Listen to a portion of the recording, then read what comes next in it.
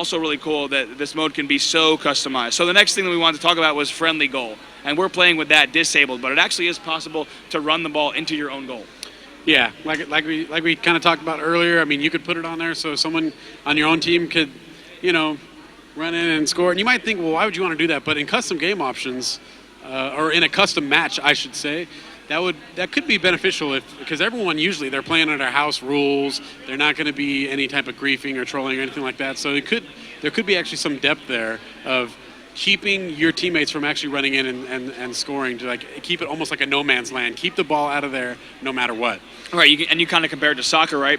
A lot of times in soccer, if a player is handling the ball with their goalkeeper, they have to be very careful, right? Passing back, navigating around the goal line. Of course, I think it'd be really cool to see in a hyper-competitive environment. If we had that turned on, you'd have to be really careful how you threw the ball and move the ball when you have that ball anywhere near your goal. So definitely something we could see turned on there. It pretty much becomes like a super dangerous no man's land. Do not avoid that area at all costs. Right, so the next thing we have is the end zone score and hoop score. So you can totally customize how much a touchdown is, how much one of those throws is, which will create a really interesting dynamic.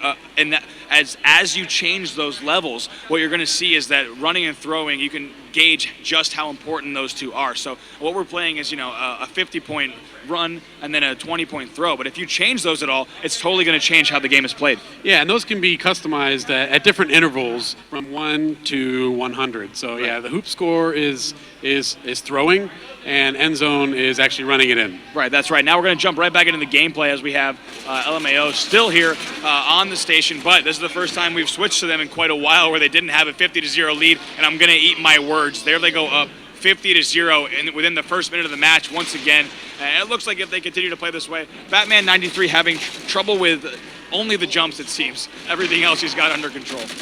Yeah, I mean, he was kind of struggling to get that jump there, but you know what? His team is looking good. He's throwing the grenades, and a nice clear there by the red team, but then it gets intercepted. So here we go again. LMAO on the push. He gets a nice throw it in. Looks like it went over the goal, and it doesn't. It rolls just to the side. Blue team's racing to pick it up. Can they run it in? Oh, it looks like right there. Batman gets the auto pickup, and then he's going to run it in. They go up 100-0. Only a minute and a half into this match, already establishing a really nice lead for themselves. And what we saw right there, Quinn, was that they went for the throw when they had control, right? That opens them up to a whole bunch of potential and possibilities. If you hit that throw, then you're going to get 20 points. If you miss the throw, there's a very good chance your team's either going to be able to hit that alley-oop or just go ahead and hit a run after that throw's missed. So that's kind of like a dump and chase mechanic in hockey, right? Just get the ball in the goal area, and then we'll take it from there. You took the words right out of my mouth. I was just about to say that. Just dump it into the offensive zone. Just throw it in there, and the majority of the time, it's going to work out for you. You don't always need to, hey, we got to run it in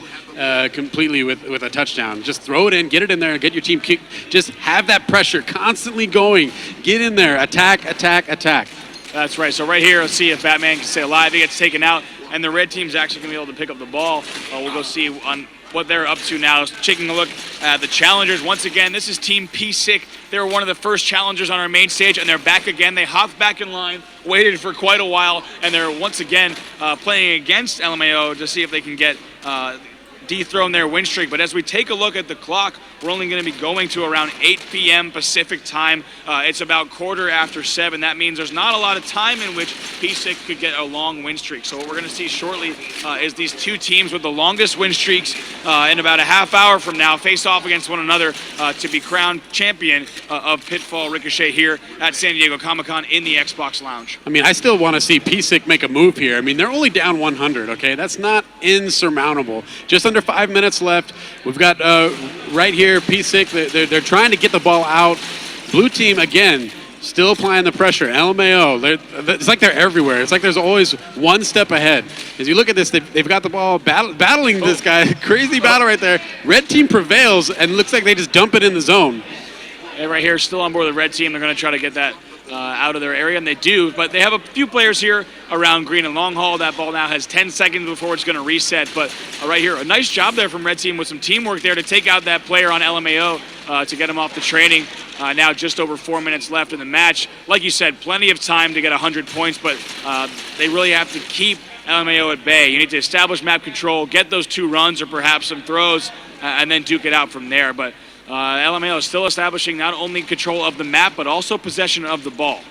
You know, what I really want to do is actually talk to these guys at some point tonight. I want to figure out what their strategy was and to see, like, you know, just to see what they were doing. I mean, we can only see so much here as we watch their screen and, you know, kind of hypothesize a little bit. But I'm curious to see, like, how well these guys are actually meshing, or are they just kind of going up against opposition that's just is not as good, you know?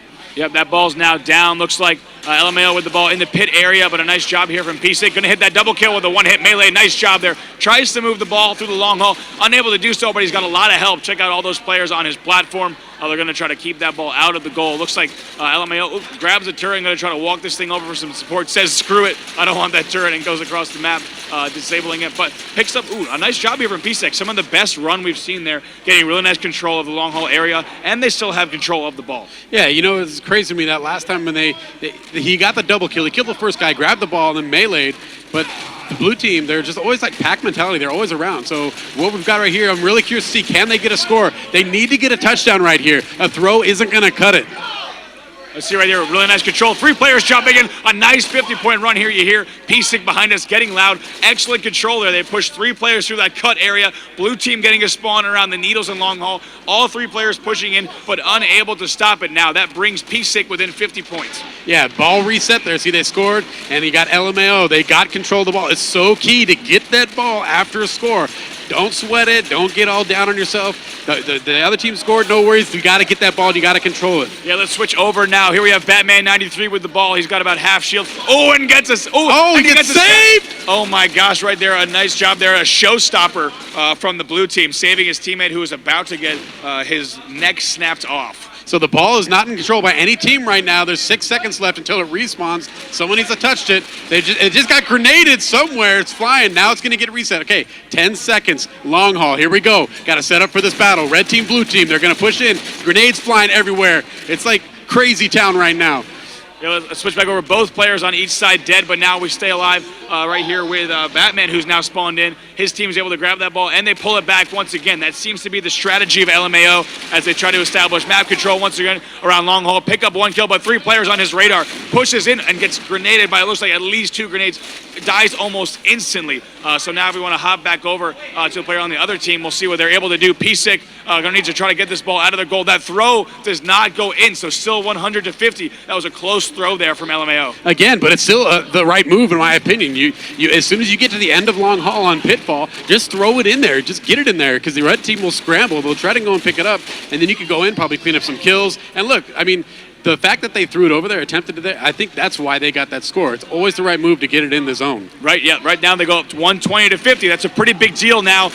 No longer can Psik only get a run and tie the game up. They're going to need at least a run and a throw to tie the game up. Now, with this time left in this match, only 47 seconds, going to be difficult for them to do so, and it looks like if LMAO can just hold them off for a little bit longer, they'll stay on this station.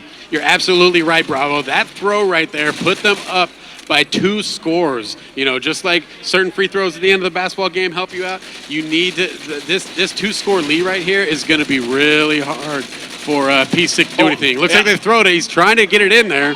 Nice pass there, but that ball is actually going to go down. It goes back in the hands of Batman, who might try to clear. Instead, just tries to walk it, but gets taken out. It looks like Psik, so the players on the enemy team, letting him know that Batman was not going to be able to clear that ball out, but it might be too little too late, as it's now 120-50, only 10 seconds left, and LMAO still has the ball in their hands, and they're going to walk this out, as you see.